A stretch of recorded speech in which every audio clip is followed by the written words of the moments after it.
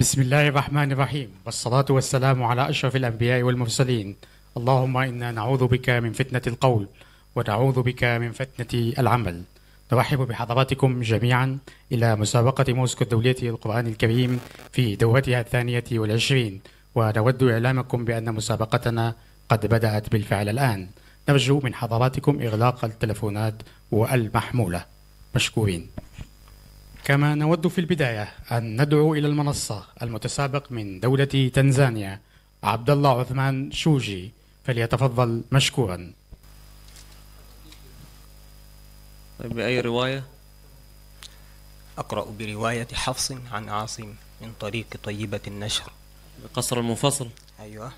طيب، استعذ بالله من الشيطان الرجيم، واقرأ من قوله تعالى: ومن الناس من يقول آمنا بالله وباليوم الآخر.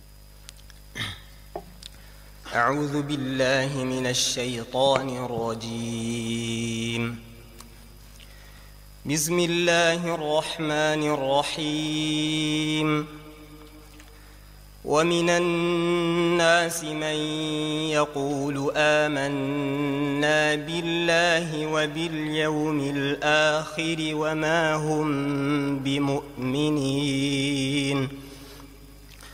يخادعون الله والذين آمنوا وما يخدعون إلا أنفسهم وما يشعرون. في قلوبهم مرض فزادهم الله مرضا ولهم عذاب أليم بما كانوا يكذبون. وإذا قيل لهم لا تفسدوا في الأرض قالوا إنما نحن مصلحون. ألا إنهم هم المفسدون ولكن لا يشعرون. وإذا قيل لهم آمنوا كما آمن الناس قالوا أنؤمن كما آمن السفهاء. ألا إنهم هم السفهاء ولكن لا يعلمون. وإذا لقوا الذين آمنوا قالوا آمنا وإذا خلوا إلى شياطينهم قالوا إنا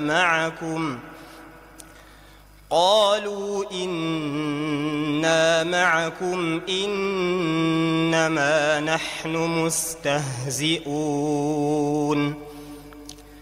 الله يستهزئ بهم ويمدهم في طغيانهم يعمهون.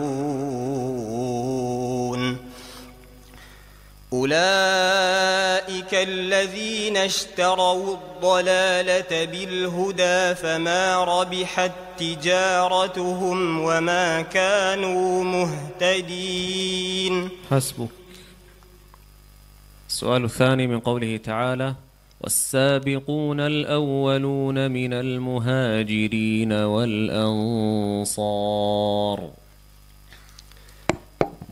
والسابقون الأولون من المهاجرين والأنصار والذين اتبعوهم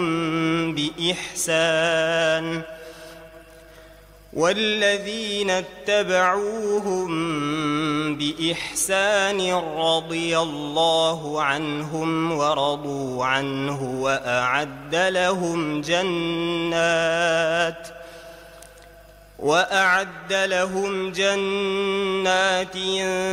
تجري تحتها الأنهار خالدين فيها أبدا. ذلك الفوز العظيم. وممن حولكم من الأعراب منافقون ومن أهل المدينة مردوا على النفاق لا تعلمهم نحن نعلمهم سنعذبهم مرتين ثم يردون إلى عذاب عظيم وآخرون اعترفوا بذنوبهم خلطوا عملا صالحا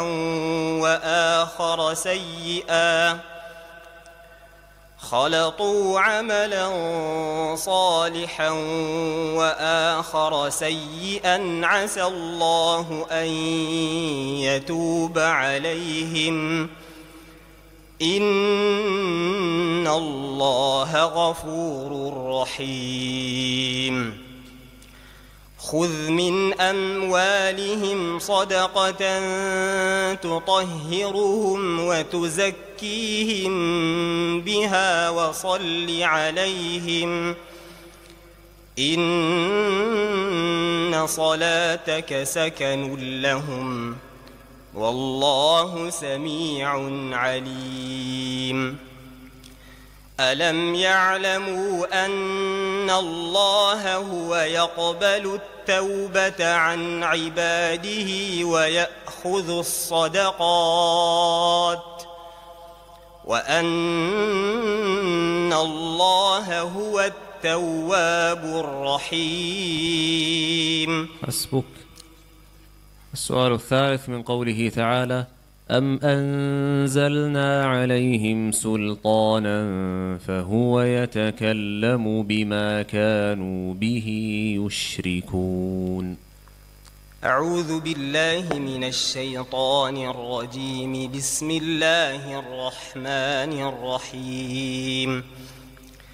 أم أنزلنا عليهم سلطانا فهو يتكلم بما كانوا به يشركون.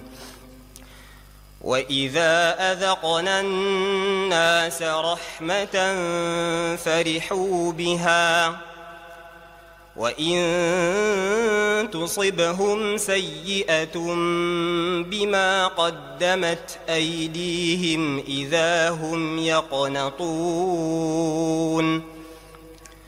أولم يروا أن الله يبسط الرزق لمن يشاء ويقدر إن في ذلك لآيات لقوم يؤمنون. فآت ذا القربى حقه والمسكين وابن السبيل ذلك خير للذين يريدون وجه الله وأولئك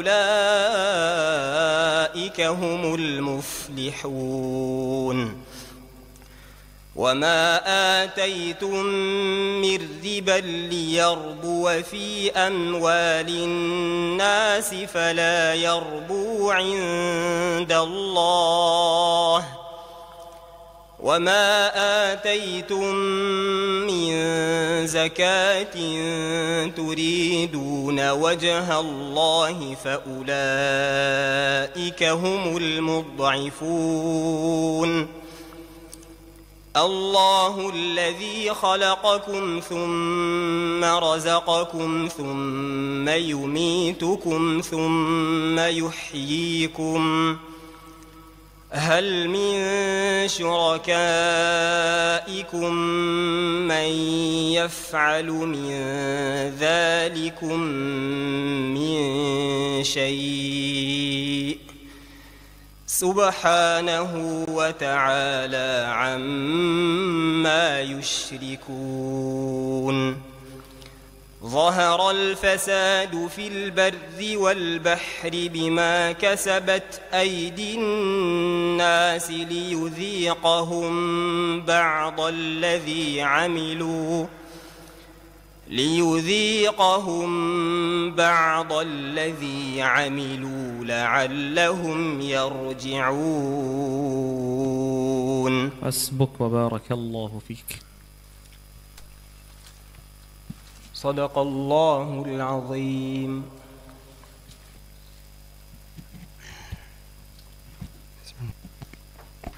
السؤال الأول، قول الله تعالى: إذ قال الله يا عيسى إني متوفيك ورافعك إلي.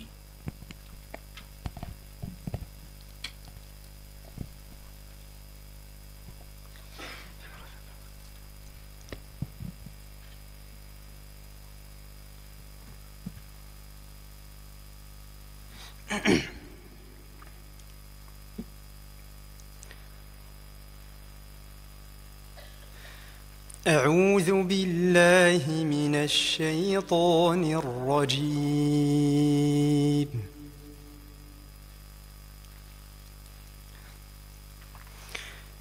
إذ قال الله يا عيسى ابن مريم أعيد السؤال من فضلك. اسمع السؤال. إذ قال الله يا عيسى إني متوفيك ورافعك إلي. إذ قال الله يا عيسى إني متوفيك ورافعك إلي. إذ قال الله يا عيسى إني متوفيك ورافعك إلي ومطهرك من الذين كفروا وجاعل الذين اتبعوك فوق الذين كفروا إلى يوم القيامة ثم إلي مرجعكم فأحكم بينكم فيما كنتم فيه تختلفون. فأما الذين كفروا فأعذبهم عذابا شديدا في الدنيا والآخرة وما لهم من ناصرين. وأما الذين آمنوا وعملوا الصالحات فيوفيهم وأما الذين آمنوا وعملوا الصالحات فنوفيهم أجورهم والله لا يحب الظالمين. ذلك نتلوه عليك من الآيات والذكر الحكيم. إن مثل عيسى عند الله كمثل آدم خلقه من تراب ثم قال له كن فيكون. الحق من ربك فلا تكن من الممترين. فمن حاجك فيه من بعد ما جاءك من العلم فقل تعالوا ندع أبناءنا وأبناءكم ونساءنا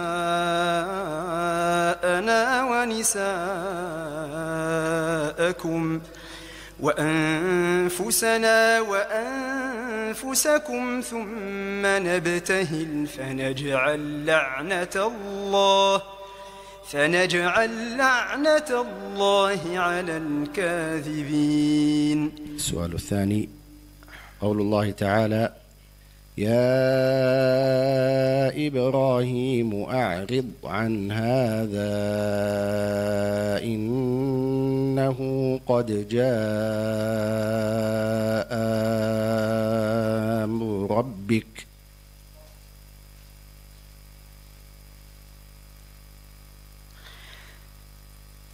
يا إبراهيم أعرض عن هذا إنه قد جاء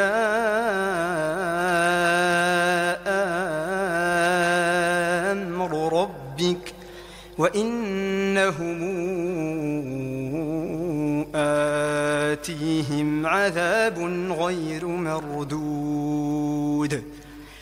ولما جاءت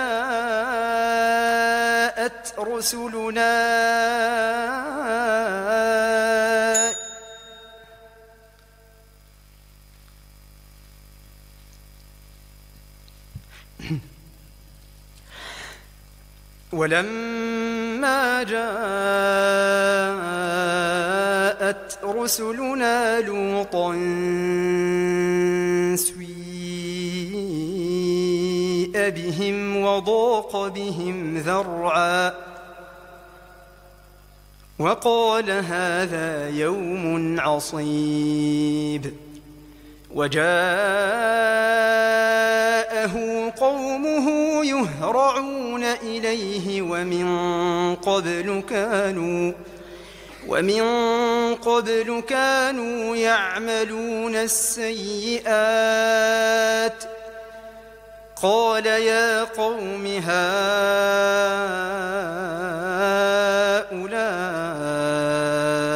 بناتي هن أطهر لكم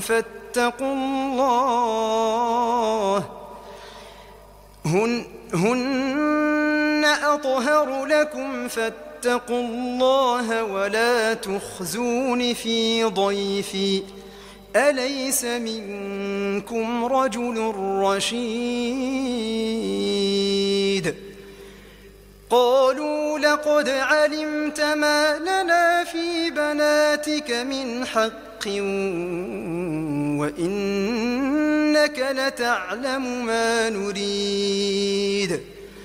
قال لو أن لي بكم قوة نواوي إلى ركن شديد. قالوا يا لوط إنا رسل ربك لن يصلوا إليك فاسر بأهلك بقطع من الليل ولا يلتفت منكم أحد إلا امرأتك إنه مصيبها ما أصابهم إن موعدهم الصبح أليس الصبح بقريب. فلما جاء أمرنا جعلنا عاليها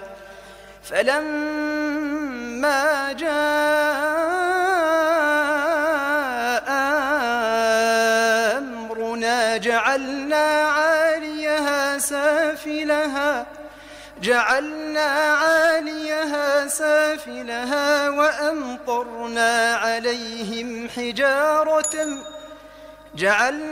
عاليها سافلها وأمطرنا عليها حجارة من سجيل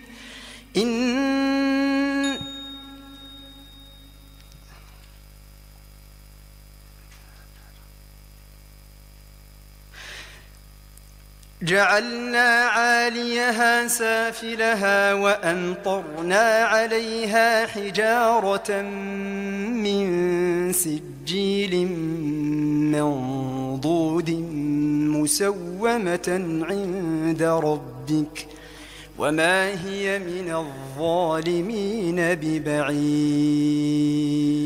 السؤال الثالث قول الله تعالى: وإذ قال إبراهيم لأبيه وقومه إنني براء مما تعبدون.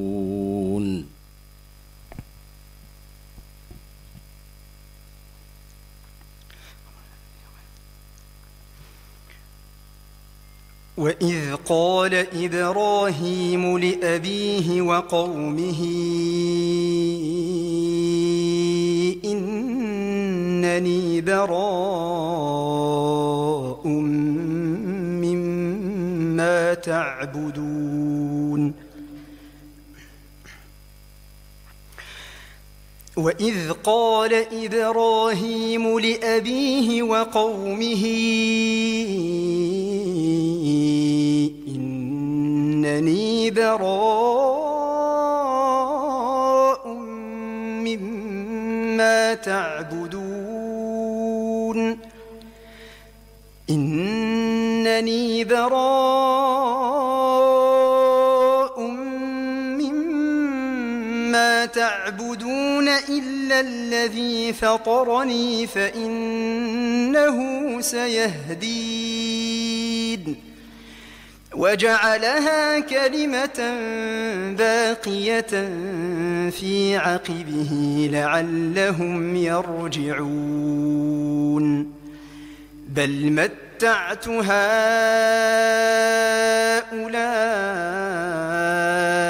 وآباءهم حتى جاءهم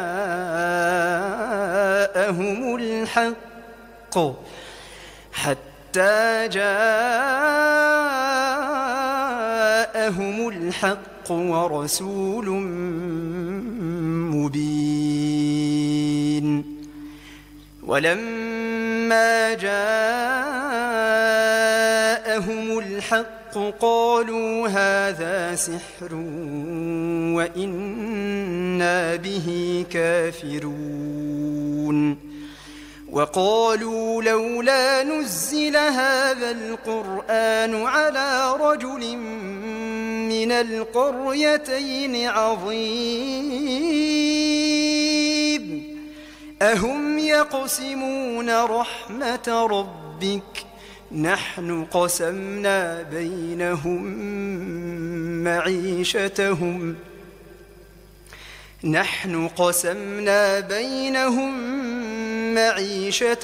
في الحياة الدنيا ورفعنا بعضهم فوق بعضكم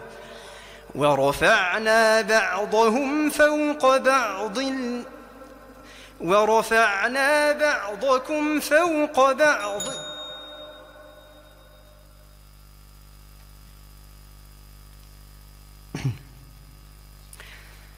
نحن قسمنا بينهم معيشتهم في الحياة الدنيا ورفعنا بعضهم فوق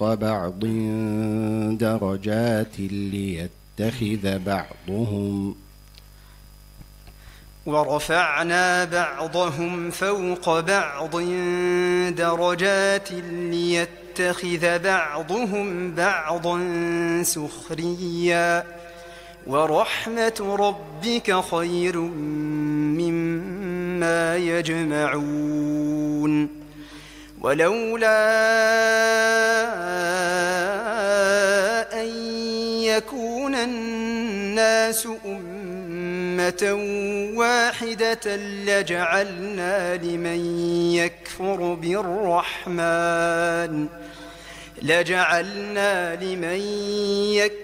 بالرحمن لبيوتهم سقفا من فضة ومعارج عليها يظهرون ولبيوتهم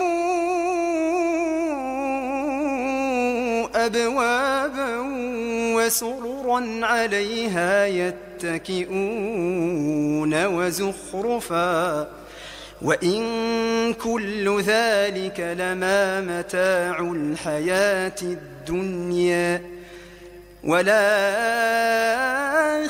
عند ربك للمتقين. أحسنت، وفقك الله. السؤال الأول: اقرأ من قوله تعالى: ولله ما في السماوات وما في الأرض وكان الله بكل شيء محيطا. بس مشايخ سأقرأ برواية ابن ذكوان.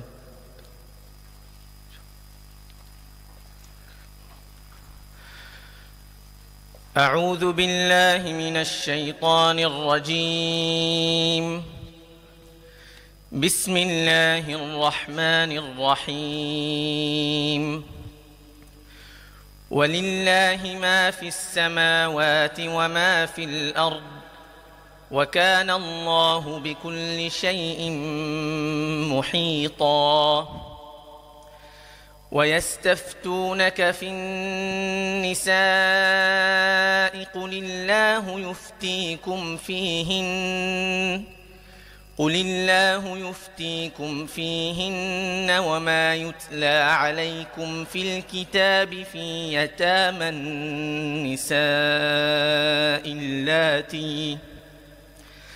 اللاتي لا تؤتونهن ما كتب لهن وترغبون أن تنكحوهن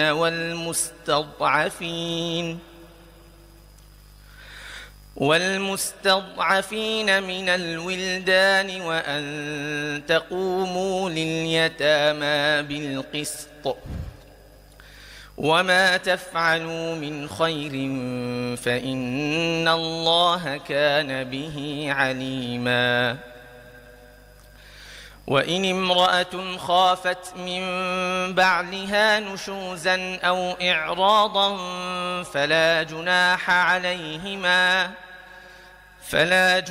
عليهما أن يصالحا بينهما صلحا والصلح خير.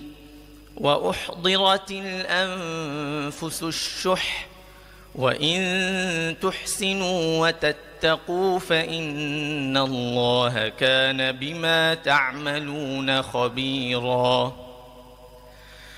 ولن تستطيعوا أن تعدلوا بين النساء ولو حرصتم فلا تميلوا كل الميل فتذروها كالمعلقة وإن تصلحوا وتتقوا فإن الله كان غفورا رحيما. حسبك.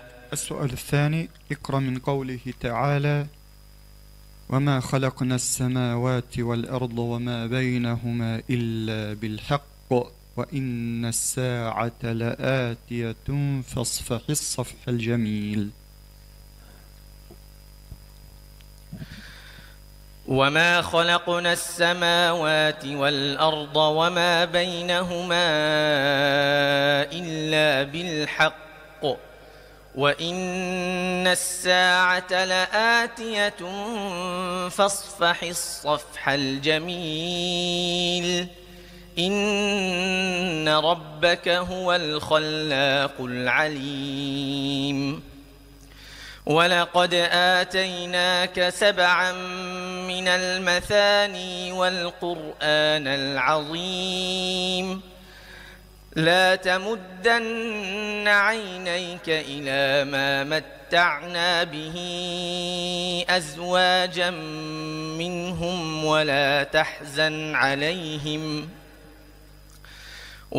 تحزن عليهم واخفض جناحك للمؤمنين وقل إني أنا النذير المبين كما أنزلنا على المقتسمين الذين جعلوا القرآن عضين فوربك لنسألنهم أجمعين عما كانوا يعملون فاصدع بما تؤمر وأعرض عن المشركين إنا كفيناك المستهزئين الذين يجعلون مع الله إلها آخر فسوف يعلمون ولقد نعلم أنك يضيق صدرك بما يقولون فسبح بحمد ربك وكن من الساجدين واعبد ربك حتى يأتيك اليقين. حسبك. السؤال الثالث، اقرأ من قوله تعالى: يا أيها الناس إنا خلقناكم من ذكر وأنثى وجعلناكم شعوبا وقبائل لتعارفوا.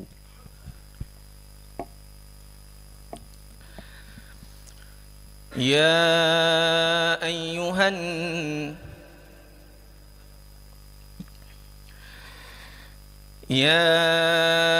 أيها الناس إنا خلقناكم من ذكر وأنثى وجعلناكم شعوبا وقبائل لتعارفوا إن أكرمكم عند الله أتقاكم إن الله عليم خبير. قالت الأعراب آمنا قل لم تؤمنوا ولكن قولوا أسلمنا ولما يدخل الإيمان في قلوبكم وإن تطيعوا الله ورسوله لا يلتكم من أعمالكم شيئا إن الله غفور رحيم. إنما المؤمنون الذين آمنوا بالله ورسوله ثم لم يرتابوا وجاهدوا بأموالهم وأنفسهم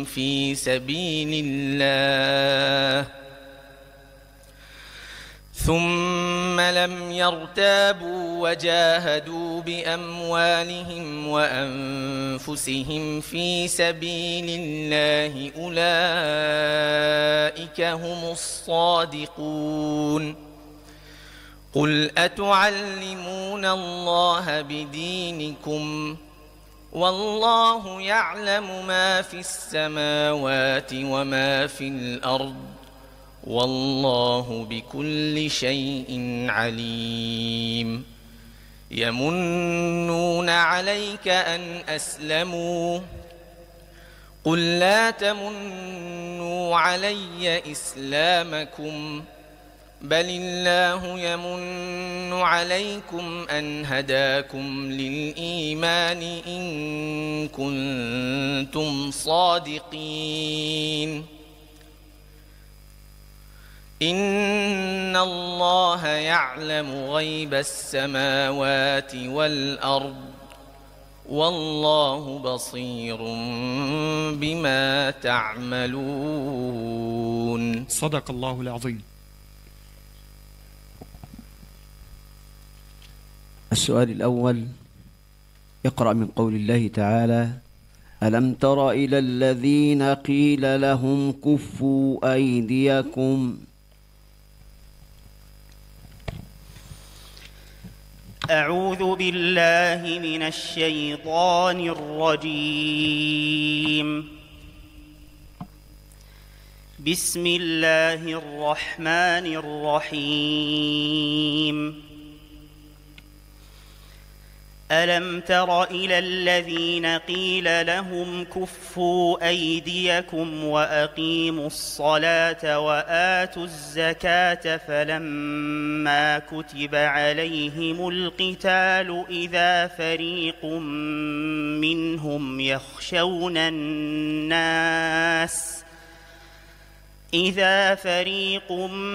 منهم يخشون الناس كخشية الله أو أشد خشية وقالوا ربنا لم كتبت علينا القتال لولا أخرتنا إلى أجل قريب قل متاع الدنيا قليل والآخرة خير لمن اتقى ولا تظلمون فتيلا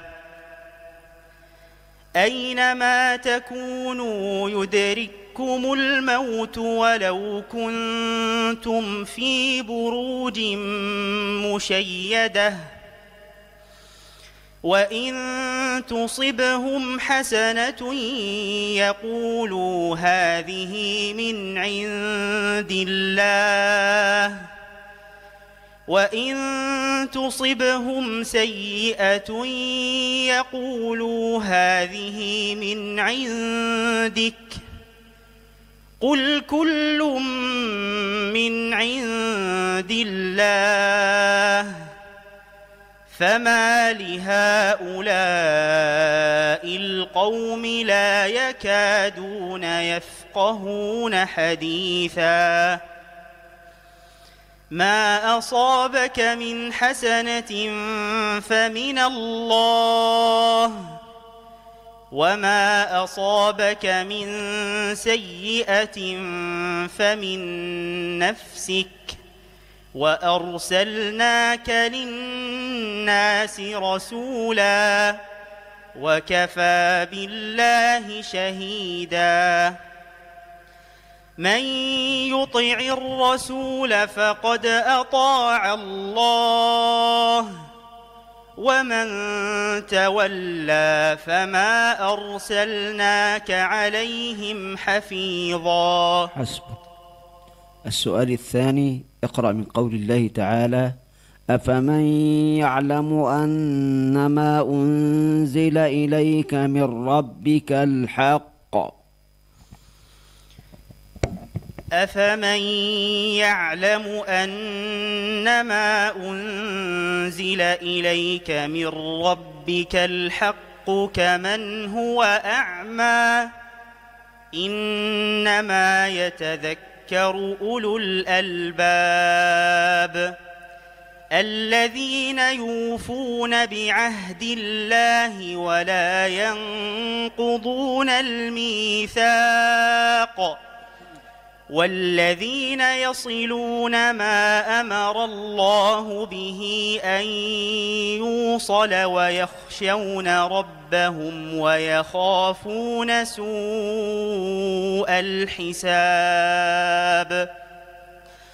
والذين صبروا ابتغاء وجه ربهم وأقاموا الصلاة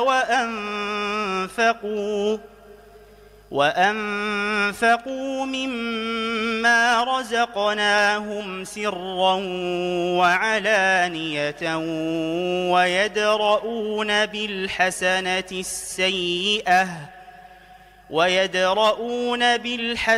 السيئة أولئك لهم عقبى الدار جنات عدن يدخلونها ومن صلح من آبائهم وأزواجهم وذرياتهم والملائكة يدخلون عليهم من كل باب سلام عليكم من آبائهم وأزواجهم وذرياتهم والملائكة يدخلون عليهم من كل باب سلام عليكم بما صبرتم فنعم عقبى الدار.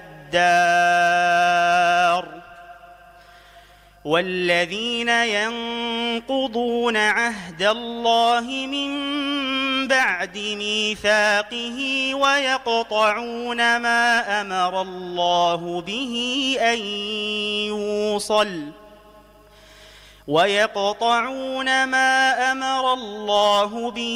أن يوصل ويفسدون في الأرض أولئك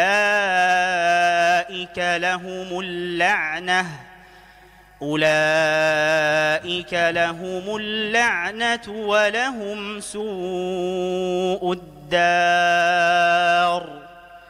الله يبسط الرزق لمن يشاء ويقدر وفرحوا بالحياة الدنيا وما الحياة الدنيا في الآخرة إلا متاع. السؤال الثالث، اقرأ من قول الله تعالى: إن الله يمسك السماوات والأرض أن تزولا.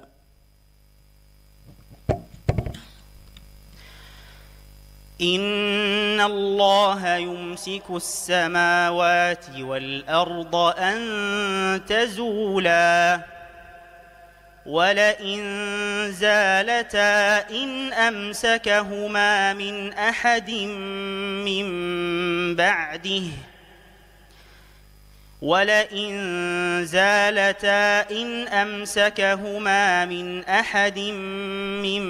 بعده إنه كان حليما غفورا. وأقسموا بالله جهد أيمانهم لئن جاءهم نذير ليكونن أهدى من إحدى الأمم فلما جاءهم نذير ما زادهم إلا نفورا استكبارا في الأرض ومكر السيء ولا يحيق المكر السيء إلا بأهله فهل ينظرون إلا سنة الأولين فلن تجد لسنة الله تبديلا ولن تجد لسنة الله تحويلا. أولم يسيروا في الأرض فينظروا كيف كان عاقبة الذين من قبلهم وكانوا أشد منهم قوة وما كان الله ليعجزه من شيء في السماوات ولا في الأرض إنه كان عليما قديرا. ولو يؤاخذ الله الناس بما كسبوا ما ترك على ظهرها من دابة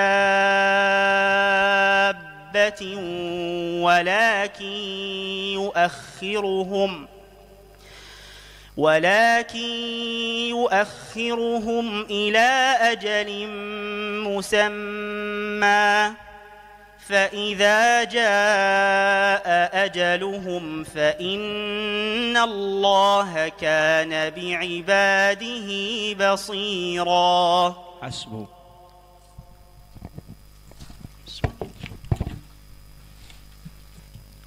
السلام عليكم ورحمة الله وبركاته. تقرأ برواية حفص. السؤال الأول: استعذ بالله من الشيطان الرجيم واقرأ من قوله تعالى: يا أيها الذين آمنوا لا تحرموا طيبات ما أحل الله لكم.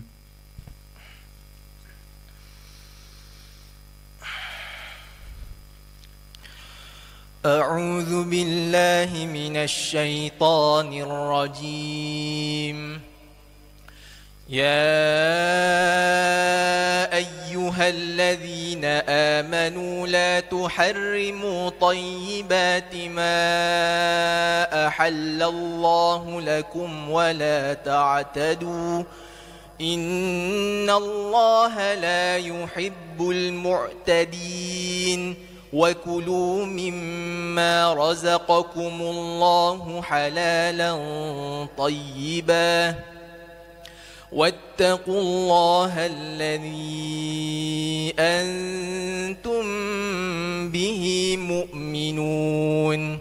لا يؤاخذكم الله باللغو في أيمانكم ولكن يؤاخذكم بما عقدتم الأيمان فكفارته إطعام 10 مساكين من أوسط ما تطعمون أهليكم أو كسوتهم أو تحرير رقبة فمن لم يجد فصيام 3 أيام ذلك كفارة أيمانكم إذا حلفتم واحفظوا أيمانكم كذلك يبين الله لكم آياته لعلكم تشكرون. يا أيها الذين آمنوا إنما الخمر والميسر والأنصاب والأزلام رجس من عمل الشيطان فاجتنبوه لعلكم تفلحون. إنما يريد الشيطان أن يوقع بينكم العداوة والبغضاء في الخمر والميسر ويصدكم عن ذكر الله وعن الصلاة فهل أنتم منتهون؟ حسبك. وما بكم من نعمة فمن الله ثم إذا مسكم الضر فإليه تجأرون.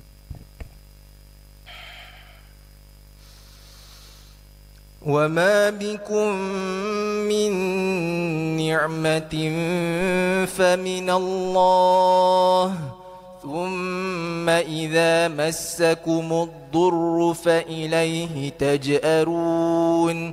ثم إذا كشف الضر عنكم إذا فريق منكم بربهم يشركون ليكفروا بما آتيناهم فتمتعوا فسوف تعلمون ويجعلون لما لا يعلمون نصيبا مما رزقناهم تالله لتسألن عما كانوا يفترون. تالله لتسألن عما كنتم تفترون.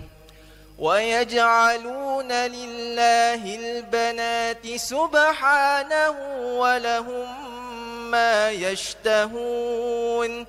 وإذا بشر أحدهم بالأنثى ظل وجهه مسودا وهو كظيم يتوارى من القوم من سوء ما بشر به أيمسكه على هون أم يدسه في التراب ألا ساء ما يحكمون للذين لا يؤمنون بالآخرة مثل السوء ولله المثل الأعلى وهو العزيز الحكيم ولو يؤاخذ الله الناس بظلمهم ما ترك عليها من دابة ولكن يؤخرهم إلى أجل مسمى فإذا جاء أجلهم لا يستأخرون ساعة ولا يستقدمون. حسبك. السؤال الثالث والأخير: الله الذي أنزل الكتاب بالحق والميزان.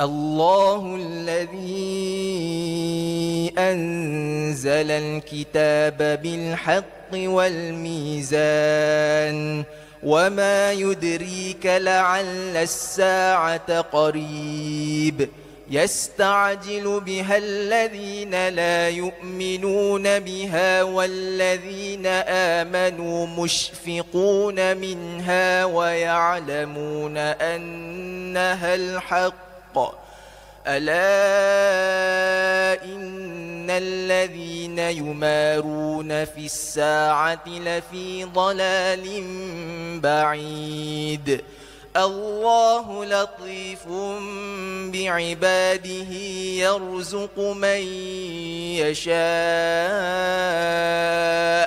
وهو القوي العزيز من كان يريد حرث الآخرة نزد له في حرثه ومن كان يريد حرث الدنيا نؤته منها وما له في الآخرة من نصيب أم لهم شركاء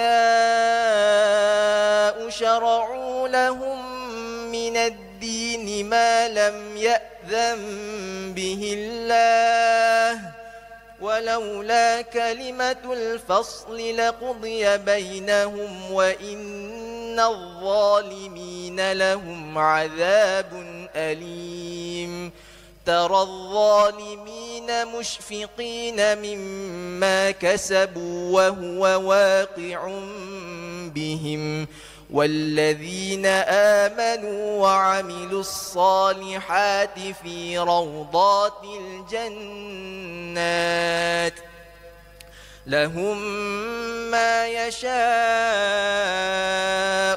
عند ربهم ذلك هو الفضل الكبير. حسبك وبارك الله فيك. السلام عليكم ورحمة الله. الشاطبية. طيب. السؤال الأول: إن الذين آمنوا وهاجروا وجاهدوا بأموالهم وأنفسهم. أعوذ بالله من الشيطان الرجيم. إن الذين آمنوا وهاجروا وجاهدوا بأموالهم وأنفسهم في سبيل الله والذين آووا ونصروا أولئك بعضهم أولياء بعض والذين آمنوا ولم يهاجروا ما لكم من ولايتهم من شيء حتى يهاجروا وإن استنصروكم في الدين فعليكم النصر إلا على قوم بينكم وبينهم ميثاق والله بما تعملون بصير. والذين كفروا بعضهم أولياء بعض إلا تفعلوه تكن فتنة في الأرض وفساد كبير. والذين آمنوا وهاجروا وجاهدوا في سبيل الله والذين آووا ونصروا أولئك هم المؤمنون حقا لهم مغفرة ورزق كريم. والذين آمنوا من بعد وهاجروا وجاهدوا معكم فأولئك منكم وأولو الأرحام بعضهم أولى ببعض في كتاب الله إن الله بكل شيء عليم. حسبك. السؤال الثاني: ولقد أرسلنا نوحا إلى قومه فقال يا قوم اعبدوا الله ما لكم من إله غيره أفلا تتقون. ولقد أرسلنا نوحا إلى قومه فقال يا قوم اعبدوا الله ما لكم من إله غيره أفلا تتقون. فقال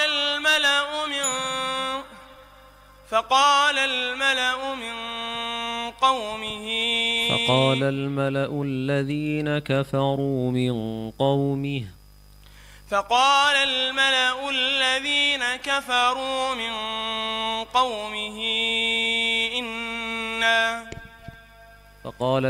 الذين كفروا من قومه ما هذا إلا بشر مثلكم. فقال الملأ الذين كفروا من قومه ما هذا إلا بشر مثلكم يريد أن يتفضل عليكم ولو شاء الله لأنزل ملائكة ما سمعنا بهذا في آبائنا الأولين إن هو إلا رجل به جنة فتربصوا به حتى حين. قال رب انصرني بما كذبون. فأوحينا إليه أن اصنع الفلك بأعيننا ووحينا فإذا جاء أمرنا وفارت النور فاسلك فيها من كل زوجين اثنين وأهلك إلا من سبق عليه القول منهم ولا تخاطبني في الذين ظلموا إنهم مغرقون. فإذا استويت أنت ومن معك على الفلك فقل الحمد لله الذي نجانا من القوم الظالمين وقل رب أنزلني منزلا مباركا وأنت خير المنزلين إن في ذلك لآيات وإن كنا لمبتلين ثم أنشأنا من بعدهم قرنا آخرين. حسبك. السؤال الثالث: واسأل من أرسلنا من قبلك من رسلنا. واسأل من أرسلنا من قبلك من رسلنا أجعلنا من دون الرحمن آلهة يعبدون ولقد أرسلنا موسى بآياتنا إلى فرعون وملئه فقال إني رسول من رب ولقد أرسلنا موسى بآياتنا إلى فرعون وملئه فقال إني رسول رب العالمين فلما جاءهم بآياتنا إذا هم منها يضحكون وما نريهم من آية إلا هي أكبر من أختها وأخذناهم بالعذاب لعلهم يرجعون وقالوا يا أيها الساحر ادع لنا ربك بما عهد عندك إننا لمهتدون فلما كشفنا عنهم العذاب إذا هم ينكثون ونادى فرعون في قومه قال يا قوم أليس لي ملك مصر وهذه الأنهار تجري من تحتي أفلا تبصرون أم أنا خير من هذا الذي هو مهين ولا يكاد يبين فلولا ألقي عليه أسورة من ذهب أو جاء معه الملائكة مقترنين فاستخف قومه فأطاعوه إنهم كانوا قوما فاسقين فلما آسفونا انتقمنا منهم فأغرقناهم أجمعين فجعلناهم سلفا ومثلا للآخرين. حسبك وبارك الله فيك. السؤال الأول قول الله تعالى سل بني إسرائيل كم آتيناهم من آية بينة أعوذ بالله من الشيطان الرجيم. بسم الله الرحمن الرحيم. سل بني إسرائيل كم آتيناهم من آية بينة ومن يبدل نعمة الله من بعد ما جاءته فإن الله شديد العقاب. زين للذين كفروا الحياة الدنيا ويسخرون من الذين آمنوا والذين اتقوا فوقهم يوم القيامة والله يرزق من يشاء بغير حساب.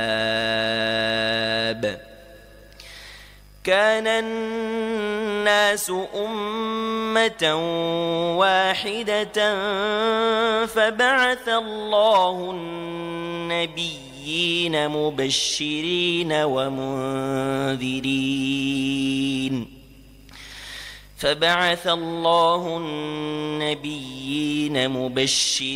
ومنذرين وأنزل معهم الكتاب بالحق ليحكم بين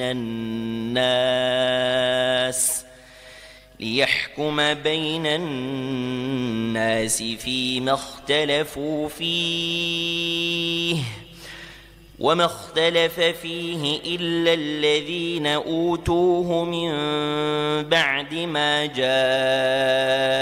جاءتهم البينات بغيا بينهم فهدى الله الذين آمنوا لما اختلفوا فيه من الحق بإذنه والله يهدي من يشاء إلى صراط مستقيم. أم حسبتم أن تدخلوا الجنة ولما يأتكم مثل الذين خلوا من قبلكم مستهم البأساء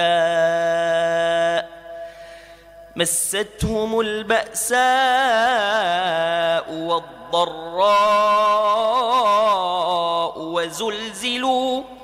وزلزلوا حتى يقول الرسول والذين آمنوا معه متى نصر الله ألا إن نصر الله قريب.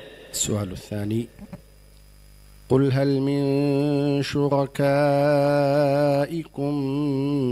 من يهدي إلى الحق؟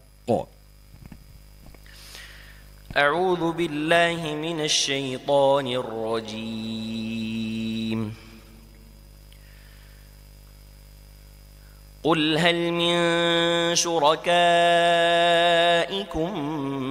من يهدي إلى الحق قل الله يهدي للحق أفمن يهدي إلى الحق أحق أن يتبع أم من لا يهدي إلا أن يهدى فما لكم كيف تحكمون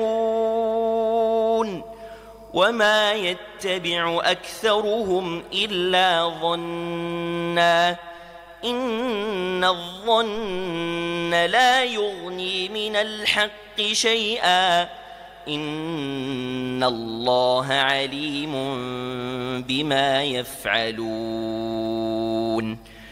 وما كان هذا القرآن أن يفترى من دون الله ولكن تصديق الذي بين يديه وتفصيل الكتاب لا ريب فيه من رب العالمين. أم يقولون افتراه قل فأتوا بسورة مثله وادعوا من استطعتم من دون الله إن كنتم صادقين.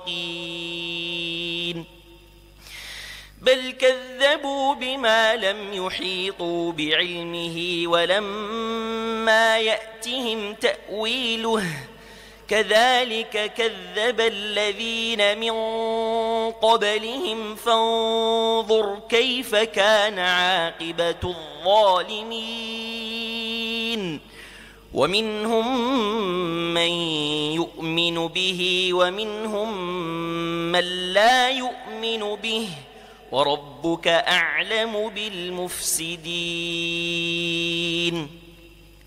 وإن كذبوك فقل لي عملي ولكم عملكم أنتم بريئون مما أعمل وأنا بريء مما تعملون. السؤال الثالث: ويقول الذين آمنوا لولا نزلت سورة فإذا أنزلت سورة محكمة وذكر فيها القتال. أعوذ بالله من الشيطان الرجيم. ويقول الذين آمنوا لولا نزلت سورة فإذا أنزلت سورة محكمة وذكر فيها القتال رأيت الذين في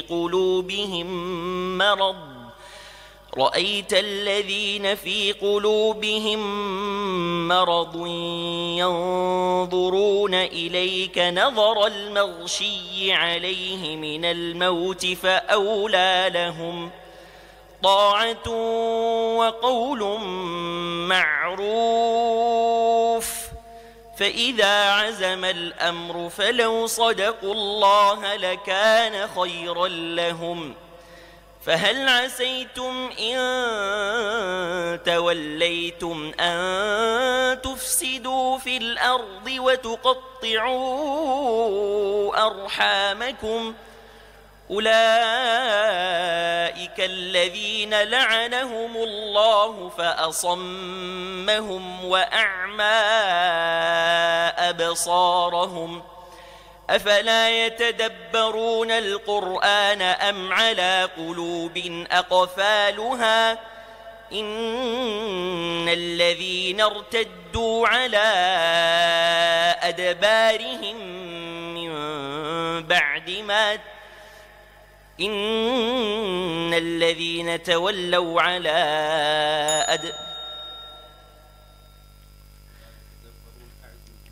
أفلا يتدبرون القرآن أم على قلوب أقفالها؟ إن الذين ارتدوا على أدبارهم من بعد ما تبين لهم الهدى الشيطان سول لهم وأملى لهم. ذلك بأنهم قالوا للذين كرهوا ما نزل الله سنطيعكم في بعض الأمر والله يعلم إسرارهم. فكيف إذا توفتهم الملائكة يضربون وجوههم وأدبارهم؟ ذلك بأنهم اتبعوا ما أسخط الله وكرهوا رضوانه فأحبط أعمالهم. حسبك، بارك الله فيك.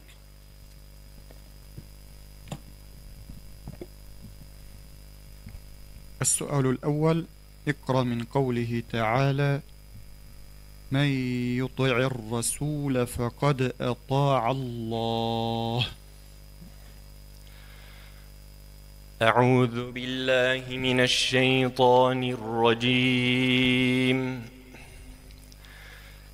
بسم الله الرحمن الرحيم. من يطع الرسول فقد أطاع الله ومن تولى فما أرسلناك عليهم حفيظا ويقولون طاعة فإذا برزوا من عندك بيت طائفة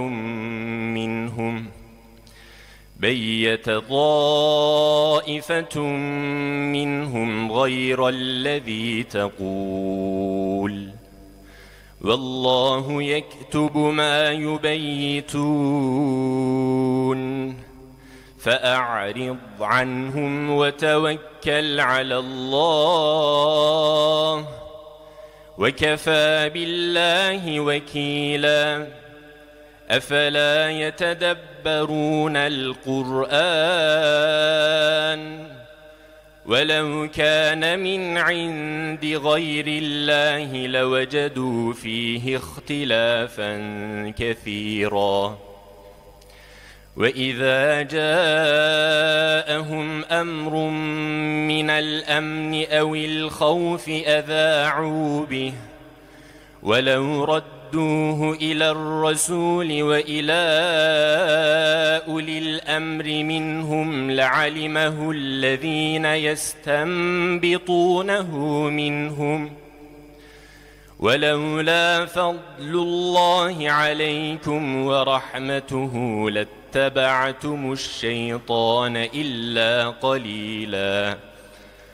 فقاتل في سبيل الله لا تكلف إلا نفسك وحرض المؤمنين عسى الله أن يكف بأس الذين كفروا والله أشد بأسا وأشد تنكيلا. حسبك. السؤال الثاني اقرأ من قوله تعالى وإذ قال ربك للملائكة إني خالق بشرا من صلصال من حمأ مسنون. وإذ قال ربك للملائكة إني خالق بشرا من صلصال من حمأ مسنون.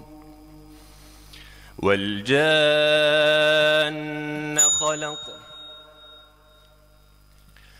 وإذ قال ربك للملائكة إني خالق بشرا من صلصال من حمأ مسنون فإذا سويته ونفخت فيه من روحي فقعوا له ساجدين. فسجد الملائكة كلهم أجمعون إلا إبليس أبى أن يكون مع الساجدين. قال يا إبليس ما لك ألا تكون مع الساجدين؟ قال لم أكن لأسجد لبشر خلقته من صلصال من حمأ مسنون. قال فاخرج منها فإنك رجيم وإن عليك اللعنة إلى يوم الدين. قال رب فأنظرني إلى يوم يبعثون. قال فإنك من المنظرين إلى يوم الوقت المعلوم قال رب بما أغويتني لأزينن لهم في الأرض ولأغوينهم أجمعين إلا عبادك منهم المخلصين قال هذا صراط علي مستقيم إن عبادي ليس لك عليهم سلطان إلا من اتبعك من الغاوين. حسبك. السؤال الثالث، اقرأ قوله تعالى: وما أرسلناك إلا كافة للناس بشيرا ونذيرا. وما أرسلناك إلا كافة للناس بشيرا ونذيرا ولكن أكثر الناس لا يعلمون ويقولون متى هذا الوعد إن كنتم صادقين قل لكم ميعاد يوم لا تستأخرون عنه ساعة ولا تستقدمون وقال الذين كفروا لن نؤمن بهذا القرآن ولا بالذي بين يديه ولو ترى إذ الظالمون موقوفون عند ربهم يرجع بعضهم إلى بعض القول يقول الذين استضعفوا للذين استكبروا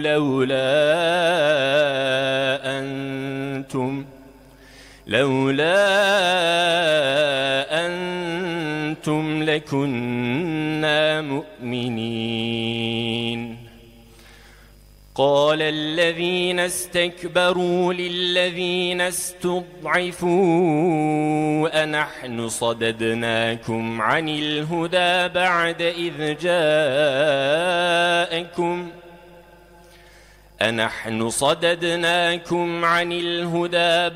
إذ جاءكم بل كنتم مجرمين وقال الذين استضعفوا للذين استكبروا بل مكر الليل والنهار إذ تأمروننا أن نكفر بالله ونجعل له أندادا وأسروا الندامة لما رأوا العذاب وجعلنا الأغلال في أعناق الذين كفروا هل يجزون إلا ما كانوا يعملون. حسبك. صدق الله العظيم.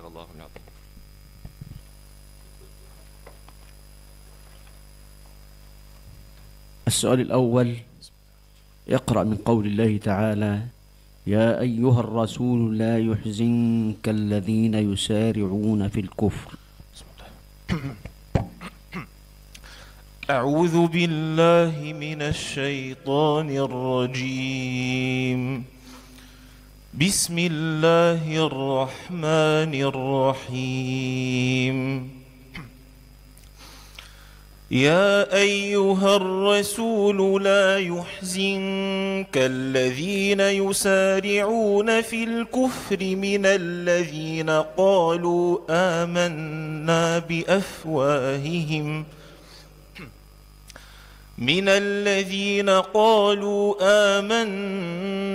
بأفواههم ولم تؤمن قلوبهم ومن الذين هادوا سماعون للكذب سماعون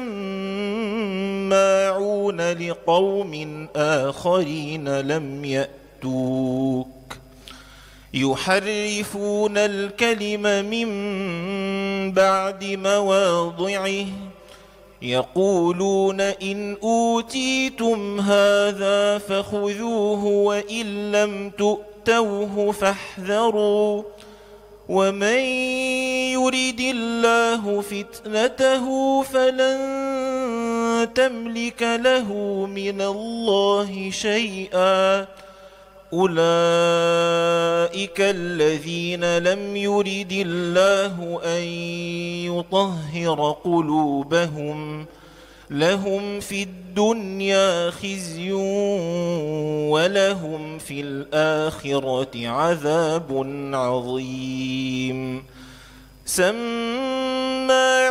للكذب أكالون للسحت فإن جاءوك فاحكم بينهم أو أعرض عنهم وإن تعرض عنهم فلن يضروك شيئا وإن حكمت فاحكم بينهم بالقسط إن الله يحب المقسطين وكيف يحكمونك وعندهم التوراة فيها حكم الله ثم يتولون من بعد ذلك وما أولئك بالمؤمنين. السؤال الثاني: خلق الإنسان من عجل. خلق الإنسان من عجل سأريكم آياتي فلا تستعجلون ويقولون متى هذا الوعد إن كنتم صادقين لو يعلم الذين كفروا حين لا يكفون عن وجوههم النار ولا عن ظهورهم ولا هم ينصرون بل تأتيهم بغتة فتبهتهم فلا يستطيعون ردها ولا هم ينظرون ولقد استهزئ برسل من قبلك فحاق بالذين